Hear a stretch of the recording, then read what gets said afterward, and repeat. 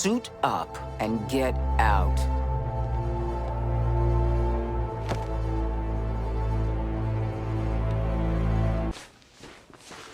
Oh.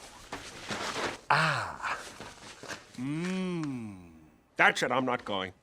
Well, if you checked out my 5 things Suicide Squad gets right video, well then, yep, you know that I didn't mind the game and I had some fun with it.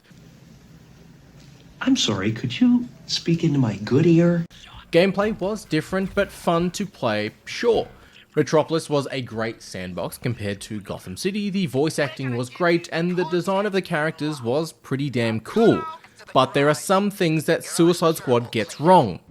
Yeah, Dennings! Get your shit together! It's a bit disrespectful to the work done by the writers and developers at Rocksteady before them. Character weaknesses and lore has been altered and changed for no reason besides making a cool scene. Boss fights are basically the damn same with little to no creative idea base around them, and they've changed existing characters with no real explanation or reason why. So, time for me to do my top 5 things Suicide Squad Kills the Justice League gets wrong, and in case you didn't see my previous video, warning, there will be spoilers scattered throughout the entire video, so here's your final warning. Warning! Warning! Warning! Warning! Warning!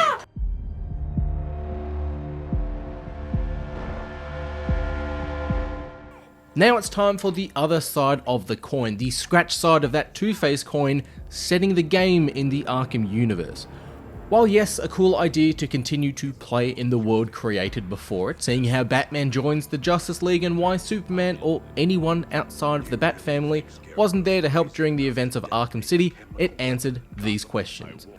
But the devs at Rocksteady made a Suicide Squad game, and fine, no issues there, wanting to create a game on a popular-ish team of villains, sure, but the main issue I had was using 2 existing characters, well, one really, but how they handled Harley and Deadshot.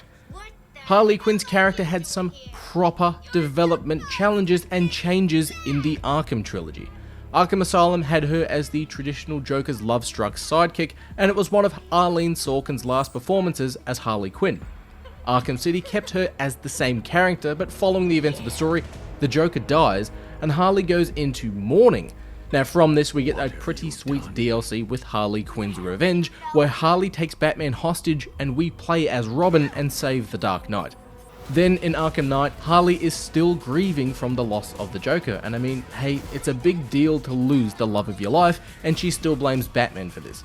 Batman took Mr. J away from me once already. He ain't gonna do it again! Now here in Suicide Squad, the character is still voiced by Tara Strong, who started voicing the character in Arkham City. But here her character has changed, and with no real reason as to why. It's been 5 years since the events of Arkham Knight during the events of Suicide Squad Kill the Justice League, so obviously it's been about 6 years since the Joker died from the end of Arkham City. But Harley's character in the game, she's sorta acting like how Harley's been portrayed in modern comics or the new Suicide Squad movie, where Harley has broke up with the Joker or ended her relationship with him and become her own character. Harley can't really follow this exact path to an extent, but whether the bigwigs at DC said to Rocksteady, no, this is what Harley has to be now, or whether it was Rocksteady just copying the work done by other writers before them, Harley just sort of blows off any mention or comment to the Joker. Every gal has a phase they regret. Maybe mine happened to get me consecutive life sentences. Now, this Harley didn't break up or have any life-changing moments that made her walk away from her relationship with the Joker. This Joker died. She mourned in how she nearly killed Batman and Robin on multiple occasions, yet now in Suicide Squad it's just, oh yeah, I used to hang out with the Joker.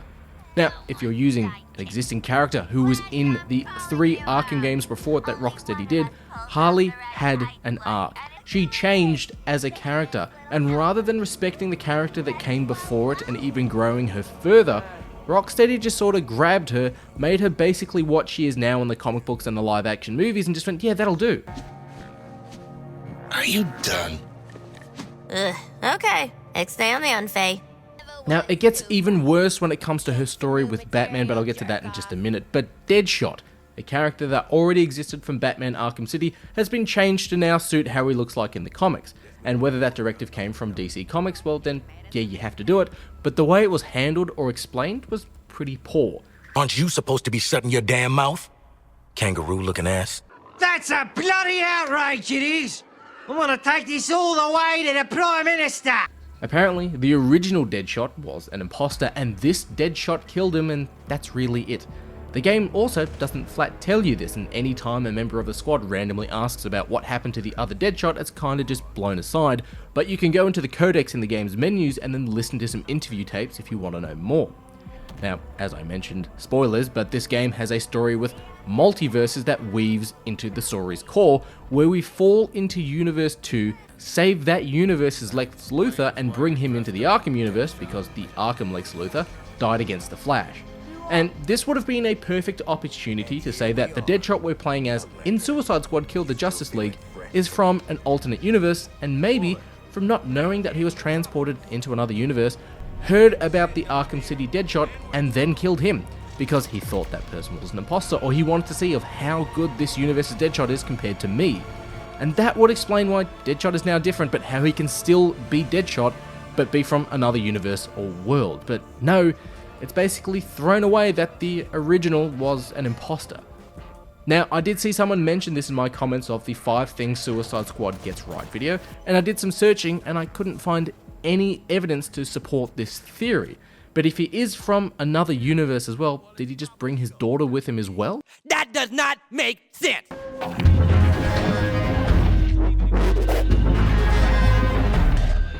Rocksteady have given us some fantastic boss fights with the Arkham games, such as hiding from Scarecrow and the side-scroller platformer moments of Arkham Asylum, had our hearts racing where we had to remain still on floating platforms with Killer Croc, the fantastic fight against Mr. Freeze, who learns our techniques and attacks, forcing us to adapt.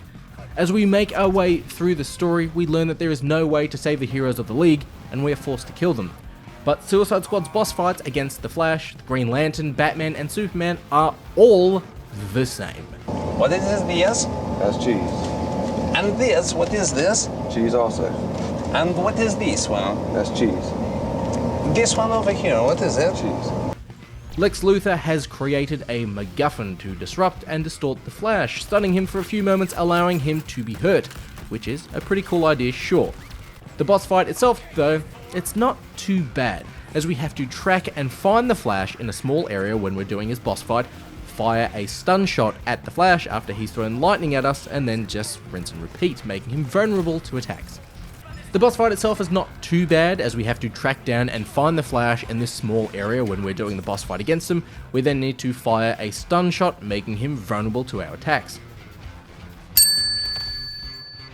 For Green Lantern, we break into Batman's hidden vault in Wayne Bank, where we get miniaturized Sinestro Corp power batteries, which are little charms that attach to our weapons, which will then weaken Green Lantern constructs, making him vulnerable to our attacks.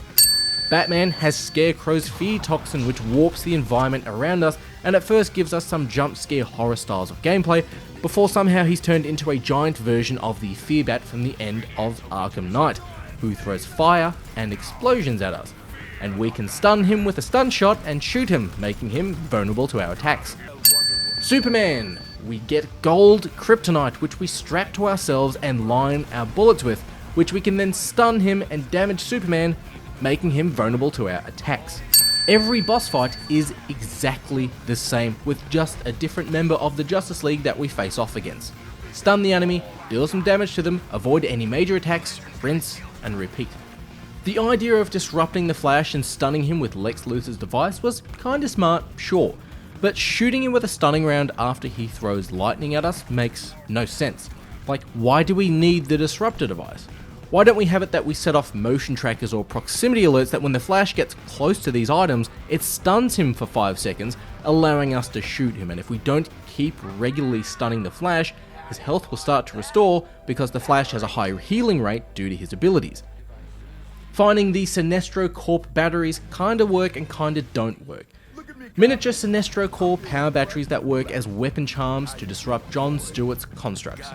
The game has already established that the writers don't know how a Green Lantern ring works, which don't worry, I will get to, but there can be a heap of different ways to face off against a Green Lantern, and here's just a couple that came off the top of my head.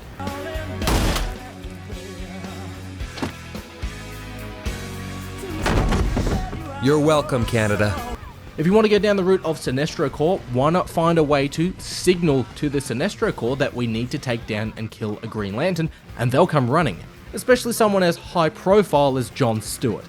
Imagine a boss fight where you're trying to disrupt and weaken Green Lantern while Sinestro, say, does the heavy lifting.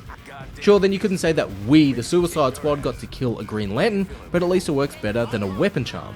Or, how about Sinestro giving the squad Sinestro Corps rings, seeing as he can do whatever the hell he wants to his own core, and we still play the game as we normally do, but our weapons, whether they're our boomerangs, our shotguns, or whatever our character uses, are light constructs, forcing us to swap out our weapons to defeat John Stewart.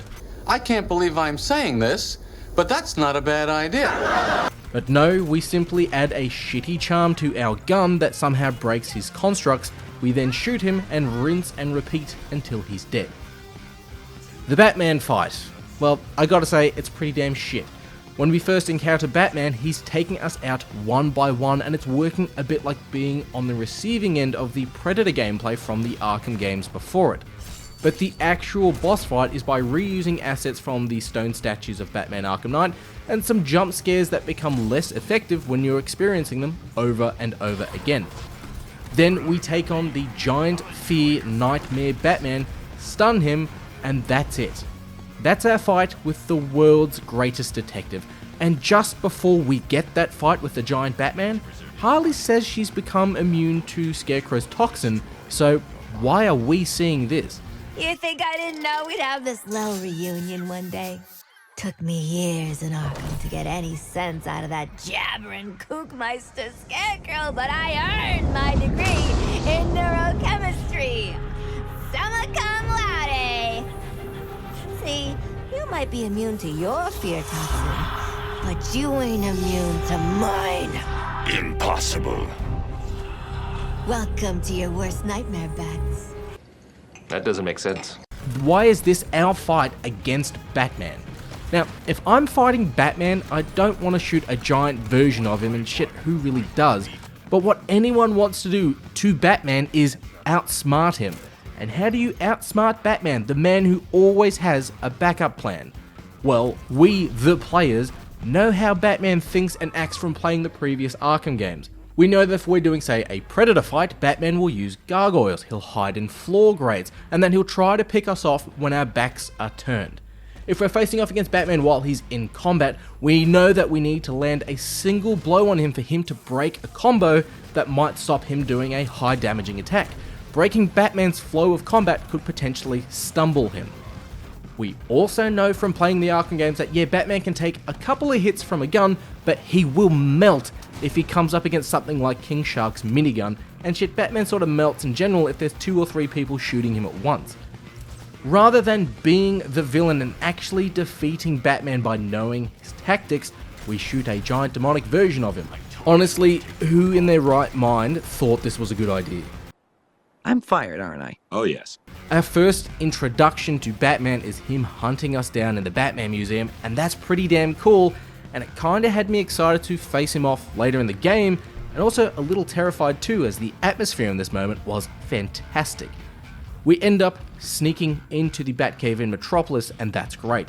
We see Easter eggs and a bloody Robin mask on the floor, which is a pretty cool reference to potentially what's happened to the Bat family, and seeing Kevin Conroy be Bruce Wayne breaking down the Justice League's weaknesses was a nice touching moment, sure, but this boss fight was by far the worst in the game.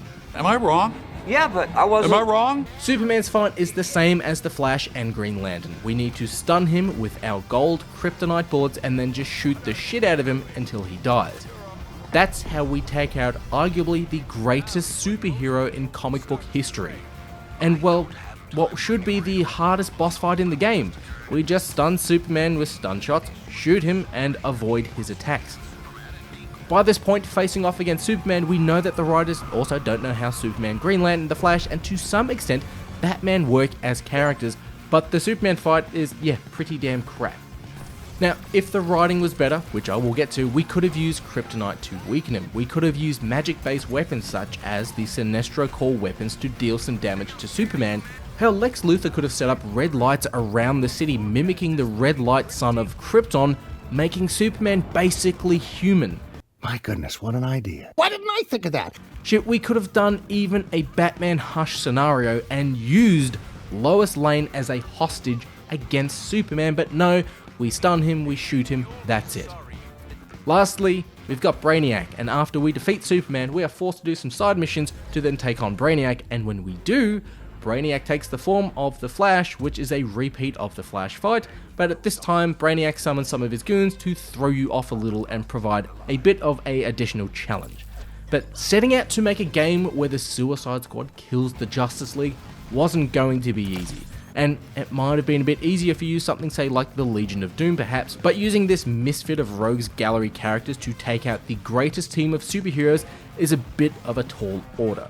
If you ask me how does the Suicide Squad defeat the Justice League, my answer would not be by stunning them and shooting them until their health hits zero.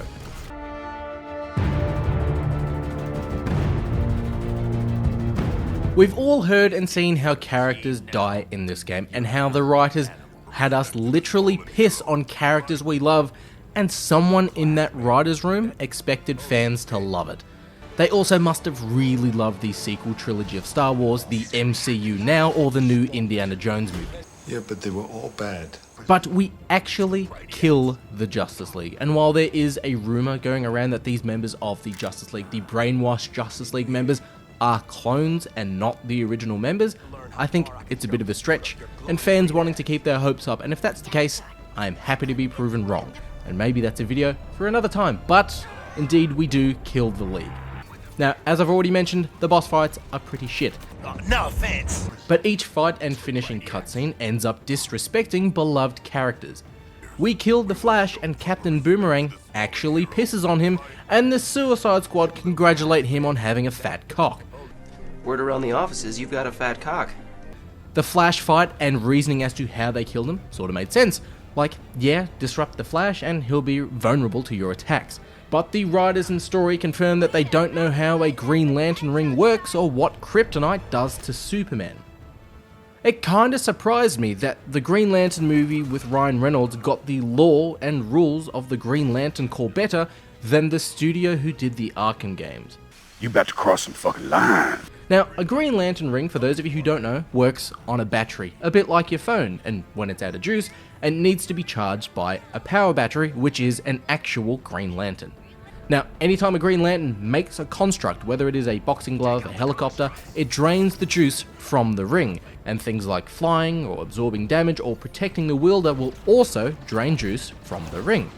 Now, Jon Stewart in this game has helicopters throughout the city, a giant permanent Green Lantern fortress, a giant version of himself, and more constructs on top of that, and not once does he have to recharge his ring, nor make mention that his ring is running low on battery. Now, that'd be like, say, using your laptop to charge 3 devices, download a game off Steam, and then also use it to stream Netflix. Your laptop battery would be flatter than the acting in the Rings of Power. It's true, but he shouldn't say it. On top of that, when we kill Jon Stewart, the Green Lantern ring stays on his body, and King Shark picks it up, he puts it on his pinky finger, he then somehow turns evil and creates a giant shark to destroy the shields around Brainiac's ship. Again, the Green Lantern movie gets this right, as not everyone can use a Green Lantern ring, and when a member of the Green Lantern Corps dies, their ring immediately leaves the host's body and finds a replacement. Now, my mate has clips of me reacting to this moment in the game, and I'm just losing it. Green Lantern rings can't be looted from bodies. You have to be chosen to use the ring. The ring needs to be charged. It certainly doesn't make you evil and lose control of your mind and body, and Green Lantern rings are programmed to be non-lethal. It is a major plot point that the Sinestro rings allow users to kill people, where Green Lantern rings do not allow this. But not everyone knows the lore, the strengths, the weaknesses around the Green Lanterns. I myself am a huge Green Lantern fan, and when I saw this, I obviously lost it. However, there are a few things in this world that are a certain. The sky is blue, water is wet, and Superman is weak to kryptonite. Makes sense. Now, somehow the writers didn't get this memo though. Now, during the events of the game, Wonder Woman modifies her shield and adds kryptonite as a overlay or imbues kryptonite into the shield. In every version of Superman from Christopher Reeves, the animated series, Henry Cavill, Smallville, Superman is weak to kryptonite. He gets weak, he can barely stand, and the Man of Steel becomes as powerful as a condom at a baptism. Yet when he's facing off against Wonder Woman, dude isn't fazed by it at all. He's still going toe-to-toe with the greatest warrior in the Justice League, throwing each other through buildings and bouncing off walls. Wonder Woman also stabs Superman with a giant shard of kryptonite, and he pulls it out like it was nothing. Now, they do try to explain this in the game by saying Brainiac has rewritten Superman's DNA, Fuck off. but that's more horseshit than Palpatine returning in The Rise of Skywalker. Luthor then gives us gold kryptonite. Now, in case you don't know what gold kryptonite does, it permanently removes Superman's abilities.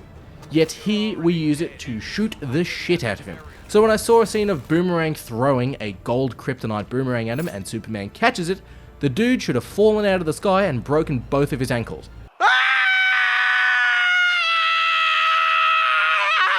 By far though, the biggest slap to the face to fans was killing Batman, and Harley Quinn just insults him for nothing. This too is the Arkham Batman, the Batman who faced off against inmates inside Arkham Asylum, who was poisoned by the Joker in Arkham City and still managed to stop Ra's al Ghul, Hugo Strange, Mr. Freeze, and still tried to save the Joker all in the one night. The Batman who sacrificed his secret identity to save Gotham. That same Batman is now taken down by the Suicide Squad, mocked and killed by Harley Quinn. What also really ruined this scene for me too is Harley's reaction to finally killing the Batman. Since the end of Arkham City, she's been wanting to kill Batman as payback for the Joker. Batman took Mr. J away from me once already. He ain't gonna do it again! This scene would have somewhat worked a bit better if she gave a speech to Batman about everything she's had to go through since the Joker died and since how Batman killed the man she loved, and now that she's finally getting some closure on that part of her life, and she can finally move on. But no, they just make a mockery out of the scene and it's kind of fucking insulting. The only League member's death who gets any real respect is Wonder Woman, and it's pretty filthy that the Arkham Batman gets thrown aside and is made a joke out of, where Wonder Woman gets a sad moment. Her character, who before the events of Suicide Squad had not been mentioned at all, yet she gets a loving end to her story.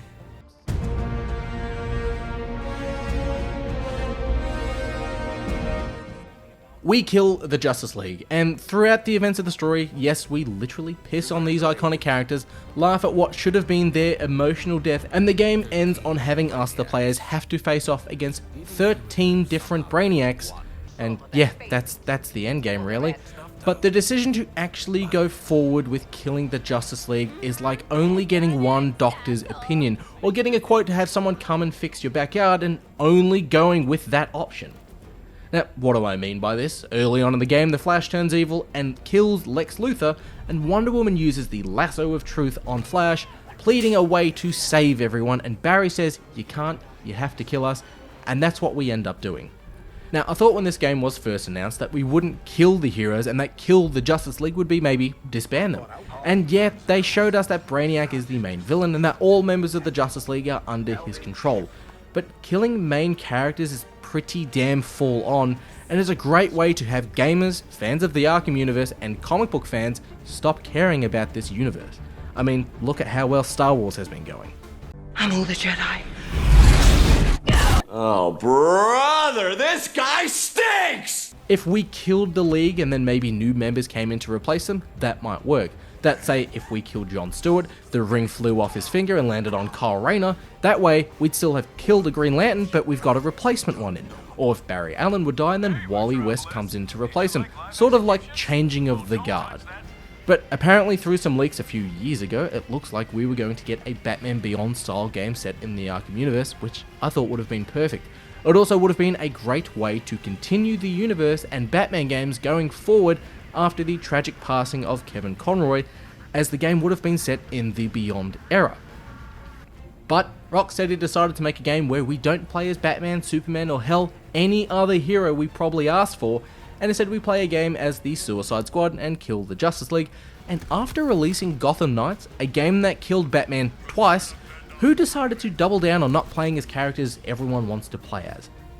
Anyways, Wonder Woman ends up using the lasso of truth on Barry Allen, who tells her, and you the player, that the League needs to be killed. And while this scene took place, so many other options ran through my head first, and here are just a few.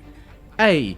We see the lasso works at breaking Brainiac's control over the League members, which also makes me think that they're not clones, because clones wouldn't have this effect. But anyways, with that, why not try to divide the lasso up into multiple pieces, track down and subdue each member of the League, and permanently keep a piece of the lasso on them.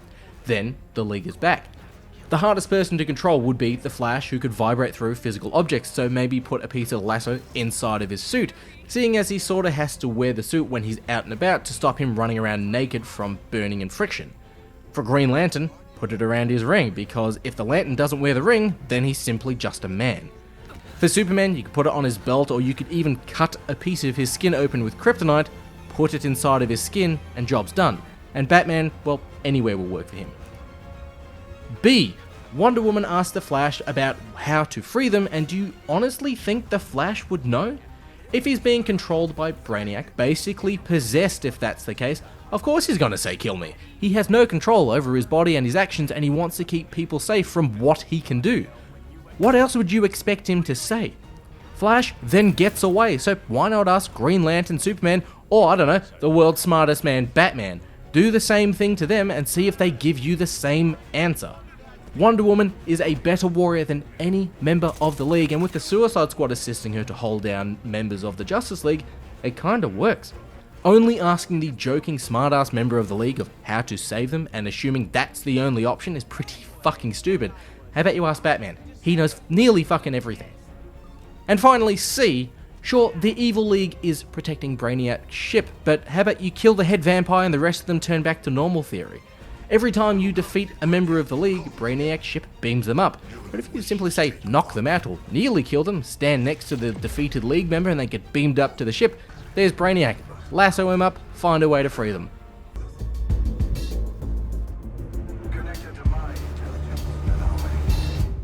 One of the biggest things I think that's factored into every game is the shelf life. If you've got a shit story but a good game, then it will at least stay installed in PCs and consoles for maybe a month or two. If it is a fantastic story and shit gameplay, well then at least it might get to the end of the story, but if it has a fantastic story and brilliant gameplay, that game is not getting uninstalled. But it's also getting recommended to friends and bought for Christmas presents and so on. Shit, last year for Christmas, I bought a family member a copy of Days Gone because I know he loves his PlayStation and single player games. But there are games that get uninstalled and not supported after launch, and the biggest flop of recent memory that comes to mind has got to be Marvel's Avengers, a game that was a live service-like game like Destiny, but set in the Marvel Universe. It was a third-person action shooter playing as, at the time, the most famous heroes. Because the MCU was on a high, Marvel and Disney could do no wrong, and yet both that game and the MCU dropped harder than the Marvels at the box office. And Suicide Squad Kill the Justice League is a open-world looter shooter, just like Marvel's Avengers, but instead of little biomes that were pretty damn boring and allowed no exploration or fun to be had, Suicide Squad gives us a whole sandbox of Metropolis. But outside of that, you're still picking up new weapons, buffs, abilities, leveling up, and spending 20 to 30 Australian dollars on a skin, just like in Marvel's Avengers, and of course, Mortal Kombat 1. Now, I've got no idea how someone thought it was a good idea to kill off major popular DC characters the way that they did, but then also go, hey, you know what sold really well and fans loved? That Marvel's Avengers game. Yet the same Marvel Avengers game that can no longer be purchased. That's not going to be good for business. That's not going to be good for anybody. Now, yes, to be fair, Marvel's Avengers got some things right, and Suicide Squad gets even more things right than that Avengers game, but they've also got a roadmap of new characters and events happening after the end of the game. There's some post-launch content coming, but Avengers also had the same roadmap and same ideas for new characters, and it didn't last long. Now, we've got a new Joker coming in from another universe, and I'm sorry if you're adding characters from other universes, how about you add some different characters in general instead of different versions of a character that isn't immediately going to be compared to Mark Hamill's Joker from the Arkham universe. The game also has microtransactions for costumes too, and while I don't overly mind this idea, as for a live service game microtransactions will keep the game alive, and a piece of me is hoping that Suicide Squad does a bit of a Destiny 2 or Battlefront 2, and that its active community and constant updates makes the game what it really should be. But the costumes available in the store currently are pretty crap. But also I found, once you've finished the game, you've done the main story, you've faced off against the first of 13 Brainiacs, I found myself getting a little bored. Like, yes, I could go out and explore the city of Metropolis and see all the wicked Easter eggs and have a bit of fun that way, and the traversal is fun, but there's no real reason for me to come back to this game, at least until the first DLC comes out, and I gotta see how that's handled and presented and given to us as the players, to see if it'll then stay installed on my PC, because at the moment, Arkham Knight was installed on my PC 2 years ago when I reviewed that game on this channel, and it hasn't been uninstalled since. I regularly go back to it and just bum around as Batman. But these are the top 5 things that I think Suicide Squad Kill the Justice League gets wrong. I know there are a few other points that other creators, reviewers and friends of mine that they have made, and there is the theory that the Justice League will return due to some Easter eggs and a bit of a stretch theory, and I kinda want to believe it, but I also kinda would think that it might be damage control for how bad the story was. But anyways, I'd love to know what you thought of Suicide Squad Kills the Justice League, and if you want me to do another video on this game and maybe even compare it to Gotham Knights, please let me know down in the comments below. But whether you've loved the DC universe since the 1992 Batman animated series, or you've recently just went down to the shops and bought yourself a random DC comic, always remember to play with each other and play with yourself.